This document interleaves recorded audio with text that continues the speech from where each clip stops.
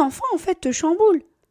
Ton enfant, dans son comportement, déjà te chamboule, c'est-à-dire te questionne. Peut-être que parfois tu t'emportes, peut-être que tu n'es pas content ou contente de t'emporter comme ça, peut-être que ça génère des conflits dans ton couple, peut-être que ton enfant a des difficultés, que c'est challenging pour lui à l'école, ou bien avec ses camarades, ou bien dans la fratrie. On a tous souffert de la lenteur en 2020.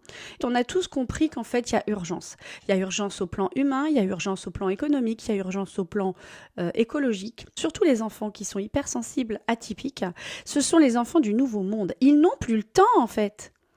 Ils n'arrivent plus, vous avez dû remarquer qu'ils n'arrivent plus à se suradapter. Moi, j'ai de plus en plus d'enfants au cabinet qui me disent « mais moi, j'y arrive pas ». C'est eux qui sont au rendez-vous, pas nous.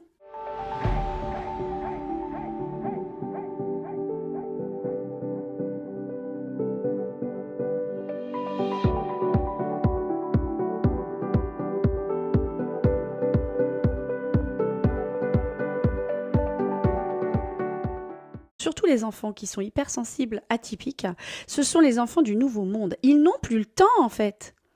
Ils n'arrivent plus, vous avez dû remarquer qu'ils n'arrivent plus à se suradapter. Moi, j'ai de plus en plus d'enfants au cabinet qui me disent « mais moi, j'y arrive pas ». Et à force de dire qu'ils sont en avance ou en retard, on leur laisse pas leur place, mais ils sont juste au bon endroit. Ils sont tous les jours challengés. Tous les jours, on les sort de leur zone de confort. Tous les jours, leur environnement scolaire, amical, va les amener ailleurs que là où ils sont faits pour être, parce qu'ils sont atypiques. Parce qu'ils représentent alors une proportion croissante d'enfants, on est quasiment à 40 à 50% des enfants d'aujourd'hui, mais ils ne sont pas reconnus. Aujourd'hui, on parle de 2 à 4% d'enfants hypersensibles, précoces, atypiques, tout confondu.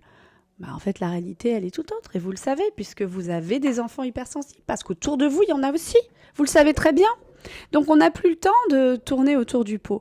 Mais je comprends tellement vos résistances, parce que je suis passée par là. Tu as sans doute passé le test gratuit que je propose sur mon site.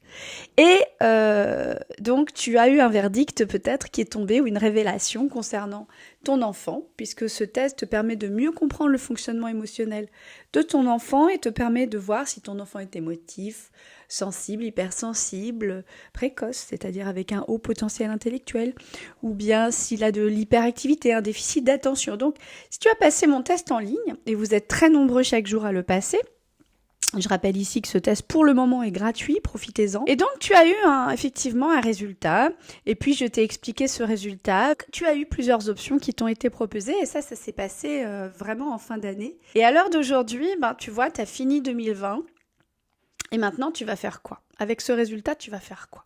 Alors, tu as plusieurs options, et ça, c'est typique du comportement de l'être humain.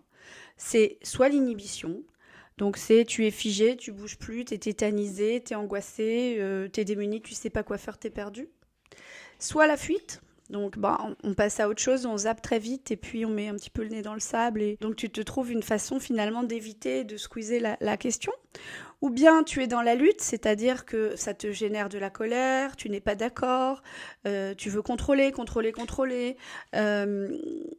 En gros, c'est pas facile pour toi finalement d'accepter ce résultat que le test t'a apporté.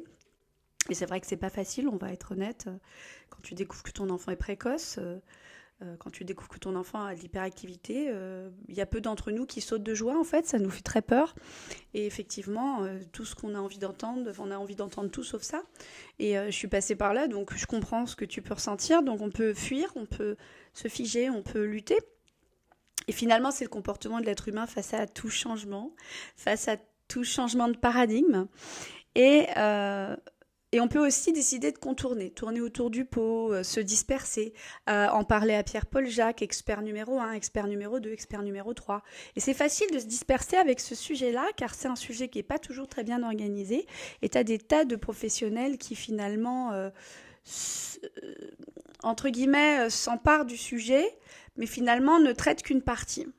T'as l'orthophoniste, t'as le neuropsychiatre, t'as le neuropsychologue, t'as le pédopsychiatre, t'as le psychologue pour enfants, le psychologue généraliste. Enfin bref, tu vas avoir comme ça finalement une dispersion si effectivement tu es dans un contournement et que tu remets le problème à l'extérieur et que tu te disperses. Et tu peux peut-être même en parler autour de toi à tes amis, en parler à ta famille qui vont dire mais non, c'est pas de l'hyperactivité. Non, mais non, t'inquiète. Non, non, mais attends, faut pas dramatiser. Précoce, mais il est pas précoce. T'as vu les problèmes qu'il a à l'école, à me dire qu'il était précoce. Ah, tu vois, donc en fait, ce que j'ai opéré avec ce test, j'ai fait un switch de mindset. Un switch de mindset, c'est que entre l'avant et l'après ce test, qui est quand même pour certains le premier point de contact ensemble, eh ben, je vous ai fait passer du point de vue que vous aviez à la vue du point. Vous avez changé de paradigme entre ce que vous perceviez au départ et ce vers quoi je vous ai amené. Et ça, très tôt dans la relation. Alors c'est vrai que ça vous rassure peut-être pas pour certains, et pour d'autres, peut-être que vous aviez besoin de ça. Car on a tous souffert de la lenteur en 2020, et en fait, on a tous compris qu'en fait, il y a urgence. Il y a urgence au plan humain, il y a urgence au plan économique, il y a urgence au plan écologique. Et nos enfants, ils sont dans l'urgence. Surtout les enfants qui sont hypersensibles, atypiques. Moi, j'ai de plus en plus d'enfants au cabinet qui me disent « mais moi, j'y arrive pas ». Et à force de dire qu'ils sont en avance ou en retard, au-dessus ou en dessous, dans le système, eh ben, on leur laisse pas leur place, mais ils sont juste au bon endroit. Eux, ils sont tous les jours challengés. Tous les jours, on les sort de leur zone de confort.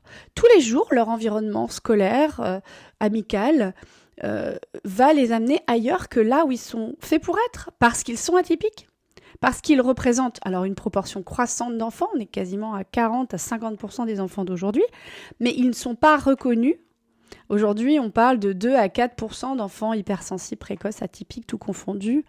Bah, en fait, la réalité, elle est tout autre, et vous le savez, puisque vous avez des enfants hypersensibles, parce qu'autour de vous, il y en a aussi. Vous le savez très bien. Donc, on n'a plus le temps de tourner autour du pot. Mais je comprends tellement vos résistances, parce que je suis passée par là. Et en fait...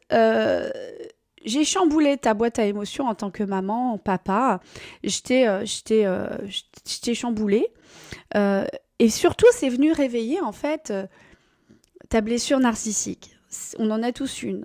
L'enfant, il veut par-dessus tout être aimé. Et on n'a pas toujours été aimé pleinement comme on l'aurait aimé. En tout cas, on a été aimé, mais on a des blessures dans cette relation d'amour qu'on a eue avec nos proches. Et on peut avoir des blessures de rejet, on peut avoir des blessures d'abandon, on peut avoir des blessures de trahison, on peut avoir des blessures, notre enfant intérieur, parce que quand je te fais passer le test pour ton enfant, il faut être clair que je m'adresse aussi à ton enfant intérieur indirectement, et tu le sais, parce que toi, tu as dû t'identifier en passant le test. Et cet enfant intérieur, eh bien, il a comment dirais-je, il s'est construit en fait un confort, une comfort zone, une zone de confort dans laquelle il s'est construit. Et forcément, quand je te dis, entre guillemets, je mets des mots sur le comportement de ton enfant, eh bien, je te chamboule car je mets en conscience quelque chose que tu sais au fond de toi, mais que tu ne connais pas. En fait, c'est pas tant que ça te fait mal ou que c'est dangereux, c'est que tu ne le connais pas. Donc, ton métabolisme enclenche des résistances au changement, comme tout être humain. Des résistances avec des tas de croyances limitantes que tu peux te répéter chaque jour. Tu peux te répéter ça et peut-être qu'après le test, tu es passé à autre chose et que ces croyances tournent. On ne peut pas changer, mon enfant est comme il est très bien comme il est, puis de toute façon, il n'est pas précoce. T'as bien vu, en plus précoce, ça veut dire quoi? C'est quoi précoce? Non mais attends, non mais pourquoi il y en aurait des précoces et des pas précoces en fait? Enfin, je veux dire, puis hyperactif, attends, il est pas malade, il va bien. Enfin, je veux dire, il est plein de vie, il est plein d'énergie. Enfin, je veux dire, il a de la personnalité, il s'affirme, c'est normal. On va pas se mettre à tout changer là comme ça du jour au lendemain. Tout va bien se passer. Bah oui, il n'y a pas de raison de changer. On va continuer de produire du plus de ce qu'on faisait déjà. Ce que j'ai envie de te dire, et tu as raison de prendre ton temps, mais ce que j'ai envie de te dire, c'est que c'est pas moi qui t'ai chamboulé. C'est pas mon test qui t'a chamboulé en tout cas. T'étais déjà chamboulé avant. Si t'as passé le test, c'est que déjà ça a éveillé ta curiosité. Donc déjà, être éveillé sa curiosité, c'est un chamboulement. C'est un chamboulement agréable, mais c'est un chamboulement. Ensuite, t'as répondu à des questions et t'as répondu oui à des questions. C'est pour ça que t'as obtenu un résultat. Parce que si t'avais dit non à tout, tu serais tombé sur un résultat clair qui dit que ton enfant n'a pas d'atypisme particulier. Or, c'est pas ce que t'as eu. Donc, tu as répondu oui à des questions. Donc, ton enfant, en fait, te chamboule. Ton enfant, dans son comportement, déjà te chamboule, c'est-à-dire te questionne. Peut-être que parfois tu t'emportes, peut-être que tu n'es pas content ou contente de t'emporter comme ça, peut-être que ça génère des conflits dans ton couple, peut-être que ton enfant a des difficultés, que c'est challenging pour lui à l'école, ou bien avec ses camarades, ou bien dans la fratrie. Et donc ça, c'est pour te dire que on a mis des mots sur quelque chose qui était déjà là avant. Et c'est pour te dire que rien n'a changé en fait. Rien n'a changé. La seule chose qui a changé, c'est ta perception et ta conscience de ce qui se passe. Donc, est-ce que c'est dangereux? Pas du tout. Mais moi, j'ai pris un risque en t'amenant dès le départ de notre rencontre, on va dire, sur un switch de mindset. Alors, ça peut générer de la colère. La colère, ça nous pousse vers l'avant. Alors, soit ça nous fait ruminer, soit ça nous fait foncer. Ça peut générer de l'inquiétude, auquel cas ça te fait reculer. Ça peut te déboussoler, donc tu pars dans tous les sens. Ça peut générer de la curiosité, de l'enthousiasme et de l'impatience, d'où l'idée de prendre tout de suite ton téléphone, de m'appeler ou d'acheter très vite le programme. Les Américains, ils appellent ça le storming. Le storming, c'est quand on secoue la boîte à émotions, on sort une personne de la zone de confort dans laquelle elle était installée. Et en fait, le storming, c'est la base pour toute transformation importante. Et si on ne te sort pas de ta zone de confort, tu ne vas jamais finalement évoluer. Mais ton enfant, ce que je veux te dire, c'est que ton enfant, il sort de sa zone de confort tous les jours. Il sort de sa zone de confort quand il va à l'école. Il sort de sa zone de confort quand il doit rendre un devoir. Il sort de sa zone de confort s'il a des intolérances alimentaires, parce qu'il mange des choses et il ne les supporte pas. Il sort de sa zone de confort s'il y a des textiles qu'il doit porter en vêtements et qu'il gêne en fait. Il sort de sa zone de confort si tu lui fixes des règles et qu'il n'arrive pas à les accepter, à les intégrer. Donc ton enfant, à travers ses besoins spécifiques, et ce sont des besoins, eh ben, il sort tout le temps de sa zone de confort. Et lui, bien sûr, il a un enjeu d'adaptation sociale. Il a un enjeu d'adaptation sociale dans un monde qui ne le comprend pas. Dans un monde qui ne le reconnaît pas comme étant talentueux, comme étant génial, merveilleux, et qui le voit sous l'angle de ses manquements, sous l'angle de ses déficits, sous l'angle de ses trop ou de ses pas assez, et finalement qui ne lui accorde pas la place qui est la sienne.